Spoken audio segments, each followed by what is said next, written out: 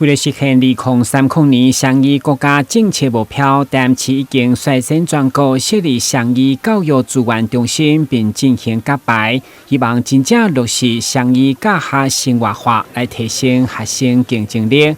不过嘛，因为该政策，小英总统提出用英检来代替升海英语考试，备受各界质疑。所以议员沈振东伫中日顺表示，咱台南够认同如何超前部署，要求市府表态。蔡英文总统说，我们的台南市或者是我们全台湾，希望用英检来取代我们的学科的学测考试，或者是我们指定考科的一个部分。那不知道局长的想法是如何？基本上我个人来讲，我是认同的。我想，您也是英文老师哈，我们讲英语能力是包括听说读写。是。可是现在我们的考试方式大概就偏重读跟写，所以台湾的老师就是考试领导教学，所以人只要考读写，他就教读写。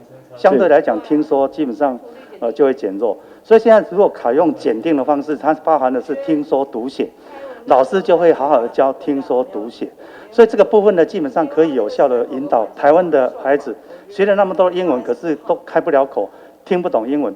这个问题应该就可以根本性的解决。蔡英文总统所说的这样的一个议题，或者是说，我们是不是也要顾及到说，如果这样的一个政策推行之下，就如同刚才局长所说的，我们的语言教育中心这个必须要设立。那再来呢，第二个就是我们也想到了说，底下的留言就说，不然这个费用是谁要出？是市政府要出，还是说那个我们的行政院要出？所以市长在这样的一个政策的推动之下，有没有什么因应的超前部署的措施作为？您刚刚提到了好几个问题，都是需要全面规划了。但是我必须告诉你，就是我们去做这个英检或者是托福、多益这些，其实都要报名费。而且这个当然，多益跟托福是国际认证的，好，国际都采认的。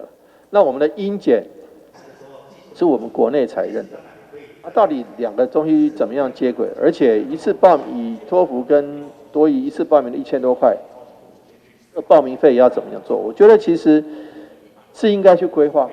如果能够有一次，譬如说我们举个例子来讲，打疫苗，我们打高端是国内采认的，打这个 AZ 啦，这个莫德纳，这是国际都采认的。虽然采认的国家不一而足，但是国际都采认。所以我们要做怎么样的这个规划，才能够让这个我们有不同需求的人能够各自达到他的目标，而且费用是一个问题。有些人他就不想出费用啊，我想参加学校的英检或怎样就好了，费用比较便宜。但是他又想说，我得到英检认定之后，我可以各国都可以畅行无阻，所以这个部分是需要去规划。另外，面对北区新的区政大楼将设立托婴中心，议员建议改造这场互助教保中心，都来当疏解热门辖区公立幼稚园中签率偏低状况，卖当完善北区公共托育空间的需求。同时嘛，希望升值停车场释出空间来规划婴幼儿服务。台南新闻，阮自刘品言采访报道。